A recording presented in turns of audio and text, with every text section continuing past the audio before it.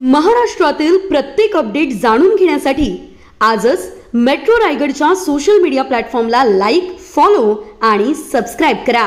हरिहरेश्वर इथं ओल्या वाळूत रुतला महिंद्रा पिकअप चालकासह स्थानिक ग्रामस्थांचे प्रयत्न निष्फळ। तीर्थक्षेत्रावर विसर्जनासाठी आणल्या होत्या देवी देवतांच्या जुन्या मूर्त्या। श्री क्षेत्र हरिहरेश्वर येथील स्थानिक प्रत्यक्षदर्शी नागरिकांकडून असं सांगण्यात येतंय की आज दुपारी 12:30 वाजेच्या सुमारास मानगाव येथून देवी देवतांच्या जुन्या मूर्त्यांचं विसर्जन करण्यासाठी हरिहरेश्वर इथं आली होती। ही महिंद्रा पिकअप विसर्जन करून बाहेर निघताना वाळूत रुतली।